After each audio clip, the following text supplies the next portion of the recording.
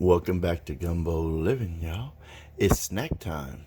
So when you're trying to do the keto diet or any diet, snacks are particularly troubled because there really aren't any good, what people classify as snacks.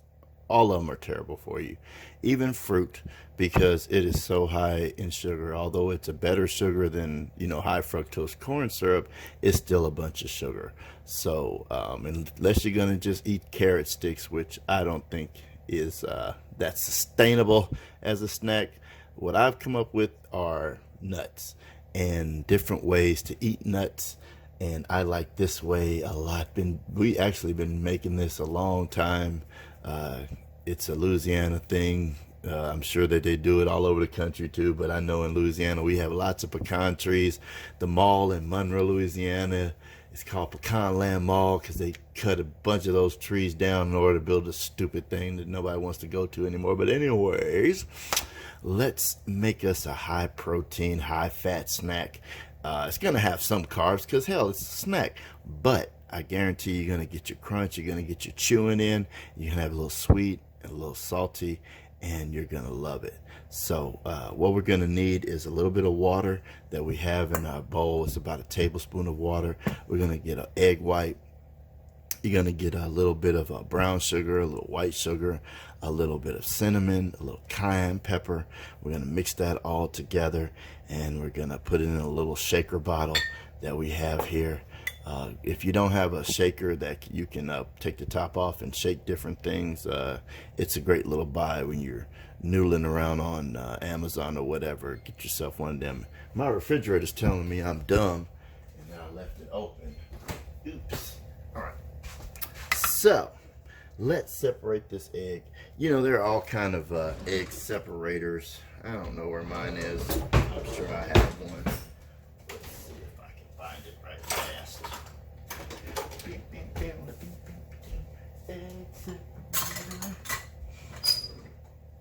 Aha, I just find it. So you can get this at like the dollar store or anywhere. They're super cheap. And you just crack the egg and that little thing will sit right there, and we can get that out of there. But if you don't have one of those handy dandy things, it's not really hard to do. People say don't crack things on an angle or whatever, and you'll make straight lines, whatever. I don't know, all those rules and whatever. I find that when you're trying to separate an egg, you need 2 cups, and the best way to get 2 cups is to crack it on something that's it's going to give you an edge. So I'm going to crack it on the side here. I'm going to make 2 cups, move it back and forth. The little snot thing is going to happen, and it's going to be awesome. So let's check that out. Make sure you can see everything. All right, and so now once we got that, let's separate. And we got a perfect little cup there for our egg. Most of that egg white is going to want to go right here. You can take this side and use it as a knife and cut that egg and let that drop. Okay, see how we cut that? So most of that egg is already down in that bowl. We're going to get the last little bit by separating let's toss it to the other cup, and that's pretty much that.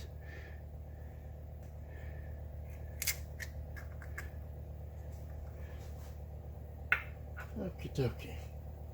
All right, so a tablespoon of water, egg white. We're gonna beat this up.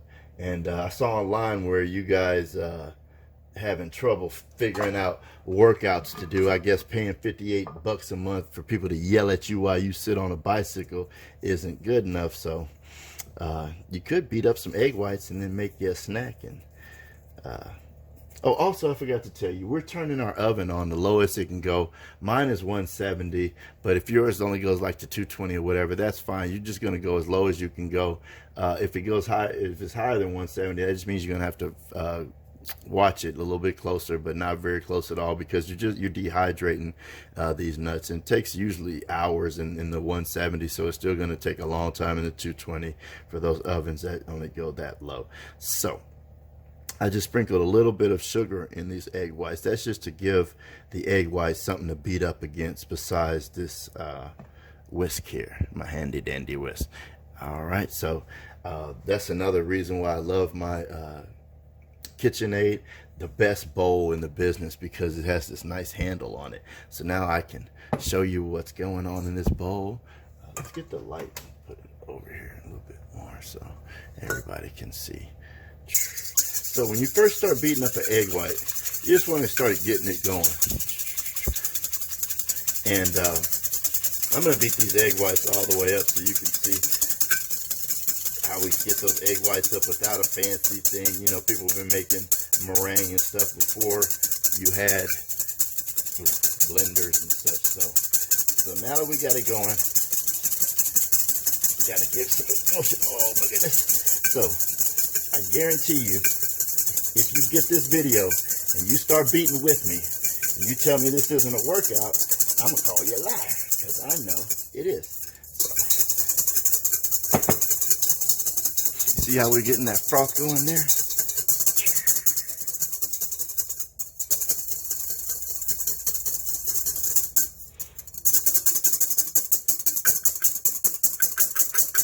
So what you're doing is just making this egg frothy enough to coat all your pecans.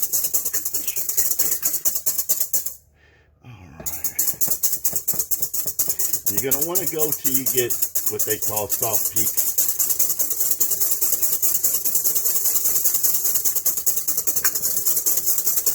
Usually takes a minute or so.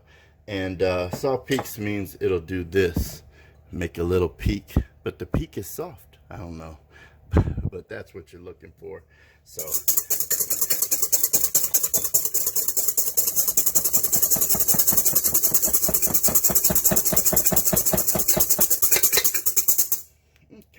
So that's enough of that. Okay, so we'll set that aside for a second.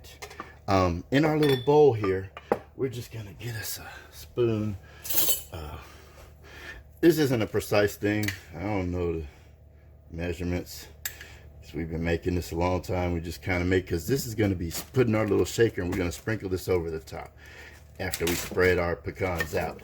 The egg whites is just to give this sugar and stuff something to hold on to. And all this isn't going to go on there, but, you know, we make sure we have enough, because you're going to sprinkle the top, you're going to let it go for an hour or so, you're going to check on it, and then you're going to turn the pecans are going to be a big clump, and you're going to turn them over, and you're going to sprinkle the other side. Lots of cinnamon, because like I said, cinnamon is good for you, help you with your blood sugar, and it gives you a little kick when you put a lot of cinnamon. And this secret ingredient, just a little bit of cayenne pepper, not even all of that, just a little bit. That's going to give it an extra little kick too. We're going to make us up some salt to have on the side. We always want to strictly control our salt. And that's why I like this little thing, so it has a little top. So now we got us some salt. We'll set that over to the side. Okay, get all this out the way.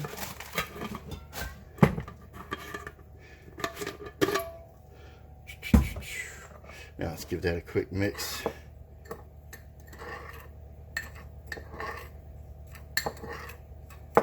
I think I have a cute little thing. I found this the other day. I have so much kitchen stuff you wouldn't believe it.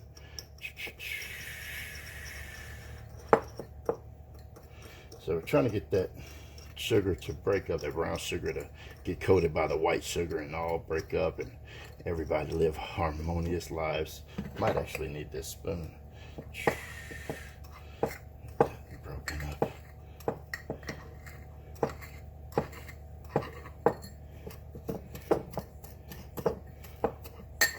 And that's another reason the shake bottle is a good thing to have, because it makes it more even. You won't get big clumps anywhere. So let's put this in our bottle.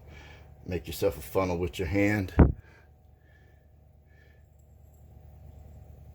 And if you spin the bowl as you turn, it'll fall right in there.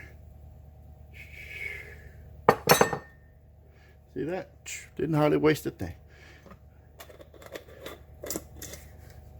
Now, we got us some pecans somewhere. There we go. Big thing of pecans. Dump those in there. I'm gonna save a few out.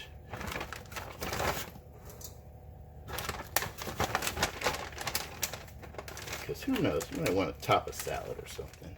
That's always a good thing to do. Okay, so you're just, let me get a spatula for this. Spatula, there you are. So we're gonna just fold these in there. Just fold them around, get them nice and coated.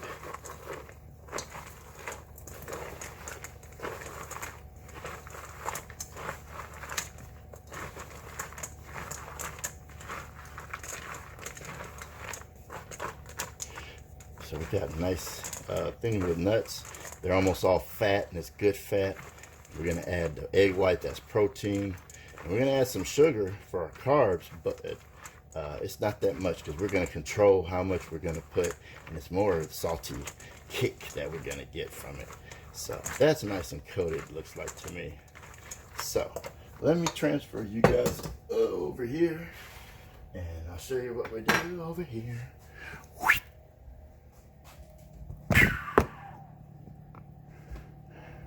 What's up, Flash? All right. So, dump them out. I had promised you guys a story. I don't know if any of you was even listening, but I'm trying to break you guys up of going to restaurants and how filthy they can be. Shout out to anybody who knows what a HACCP plan is. The hazard analysis, critical control points. Trying to keep your food safe for you, but you guys don't appreciate it. Y'all don't even know. Y'all go to them filthy restaurants, even though these nice clean ones, people trying real hard. Y'all don't even notice the difference. Okay, the soda machine. There's a little nozzle where the soda comes out, right? There's a little button you push and then the soda comes out. Inside that nozzle is an aerator. It's a little white thing that has a bunch of holes and spikes in it to make that soda come out looking all pretty. Okay, every night you're supposed to take that apart and soak it, but because most people are lazy, managers don't check, no one sees if you clean those out with a little brush like that comes with the little setup like you're supposed to. Nobody ever does that, and most people don't even have that brush. Most people just take some water from the soda machine, the cold water, and just soak those overnight. They never get brushed, they never get sanitized, they never get any soap put on them. That's one part. The next thing is the little tray underneath there. No one ever lifts that tray up, and there's usually green slime and black slime underneath there. And I have even found slugs living under some in some restaurants that I've tried to clean up. So that's just the one thing. The other thing is a business lesson about partnerships. You know, you never know. You should always be nice to everyone in life, because why not, unless they give you a reason not to. But you never know who you're going to need in life. And I remember being nice to somebody, the Coca-Cola guy. He came to fix my Coke, and so I fed him for free. And I didn't think anything about it. He did a nice job, so I have food. I gave him some food for doing a good job and being a good person. And but I guess it meant something to him, because he said he goes in and out of restaurants all day long, and I was the first one that even offered him a meal. Okay? Cut to years later, when I'm running a group of restaurants and I'm having a problem with the taste of Coke and getting a lot of complaints. Okay, and I'm getting service guy after service guy, and nobody can figure it out. And then here this guy comes and he's like, "Hey, I remember you." And he's the first one that told me, I had been in the business for years and years at this point, about something called negative pressure cleaning, where every 2 weeks to a month, the soda machines are supposed to be under negative pressure, where all those feet and feet of miles of, it's not really a mile, but it's a lot of feet from the way in the back of the restaurant all the way to the front. There is lines that are bringing that soda from the box of syrup, and the carbonation in the water is all coming from long lines. Those lines never get cleaned. Okay, and for older restaurants, those lines build up slime and mold inside, and they affect the taste, and they kill the sugar on the way to the soda machine. And that's why your soda, no matter how new and how dark the color is, tastes flat and funny, because you're drinking mold. Okay, and so he was the first one that put the let's throw this in the oven while I'm talking. That's going to go in there for a while. We won't even look at it for an hour. But he was the first one to do that for me, and we fixed our problem. Also, because he was my friend, and I fed him that one time a long time ago. See, when you need service in my industry, let's go back over here. You either get it before you open for lunch or after lunch. Because any other time, there's too much going on and they're in the way, and you can't, it just costs you so much money to get whatever it is fixed or serviced or whatever, okay? So every restaurant in the industry is trying to book appointments during that time. But if you have partnerships, and if you know people that are good people that you treated well, they'll put you at the top of the list. Even when he couldn't come himself, he would change the schedule to make sure somebody came and took care of me, okay? So you never know who you might need, but even if you never need them, you don't know whose day you could be, just saving by just offering a kindness. Okay, so be a good person. Whenever you can default to kindness, default to that. And I know people think that kindness, some people confuse it for weakness, but see, that's their problem, not yours. Okay, and part of my problem is I talk too much and I forgot the salt. So let's put a little bit of salt on there. I'm just gonna sprinkle a little bit over the top. I'm gonna show you how much I'm gonna take, so you know I didn't put all this salt on there. I'm gonna take this much of a pinch. Okay, so that's how much salt's gonna go on all those pecans. Oh, it needs a little bit more. So another pinch. Okay. All right, guys. So next time I'll tell you about the chicken wing place that I worked at, that all 17 flavors of sauce were left out all night and never put into the refrigerator ever. They would just recycle it. Not even the containers were really cleaned out. They would just dump it in a new container and dump new sauce in it. But anyway, that's a whole nother story about another day. So we're going to let that go for a couple hours. When it's time to flip it, I'll come and get you. And then after that, we'll wait another hour and we'll have us some candy. Y'all be good. Welcome back, y'all. It's actually been about 45 minutes since we put those good looking pecans in there. So let's take a look, see what we're working with. Time this out for you guys so y'all know exactly how to do it. I don't really time it. I just kind of go by feel because I've been doing things long enough. But doing this stuff for you makes me plan stuff out, and that's pretty cool. So what you'll see is they're starting to dry out, and this is the stage where we're gonna flip them. You'll see that the sugar is sticking to them, and that's real good. So what we're gonna do, let's see.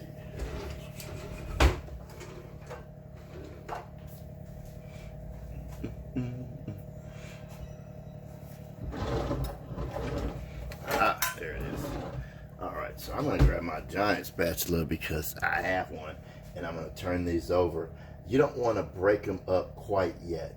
We're going to turn them over, sprinkle them, let them dry, and then next time we'll break them up. So grab you something and hold on to, and we're just going to kind of go underneath them and kind of give them a flip over.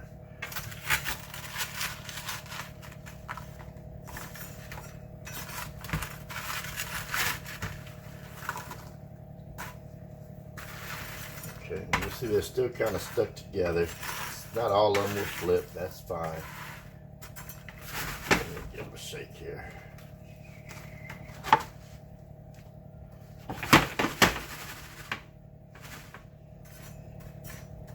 Like I said, don't concentrate on breaking them up yet. The action of drying them out and stuff will do some of that for you too. So let's give them a little bit more sugar and stuff.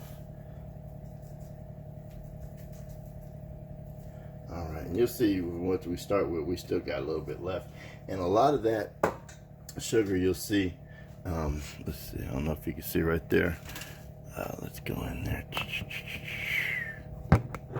You'll see that a lot of that sugar is left on the bottom. So most of that sugar isn't even on these pecans here. So it's not as bad a treat as you might think. So you can see how they're starting to look there. All right, so I'm gonna grab those and put those in for another, I don't know, probably 20-30 minutes, and I'll come and get you and we'll see what they look like then. Okay guys, we're in the home stretch here. Let's get these pecans out the oven. Turn that off, grab us some stuff here. Okay. All right, check that out, check that out. Let's take a closer look. That looks good to me. I don't know about you, but that look awful good.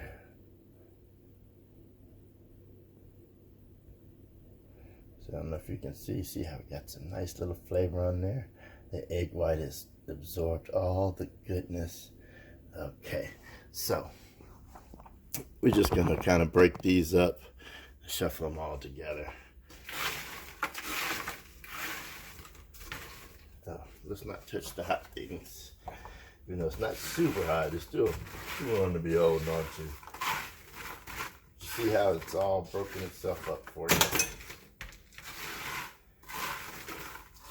Now these are too hot to be tasting yet, and they won't be crispy.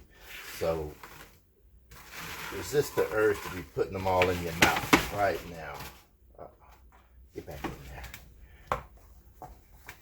So what we're gonna do is let them cool off. Okie dokie. So we got you a nice little snack. Guys, I'm telling you, you got to get the keto life going. You're going to feel so much better. And I promise I'm going to show you how you can do the keto and you can do it well and eat well and not eat all beige food that's all bland and nasty and just the terrible looking stuff that I've seen out there. So if you want some good keto recipes, I'm telling you, let's get some snacks. Let's get some food. Make that soup that I made earlier today and get out them restaurants. Because I'm telling you, I've been working in restaurants for 30 years and I don't eat there. So whatever that says to you, you know, take it as you will. All right, I'm about to snack out. Y'all be good. And we'll see you next time on Gumbo Living.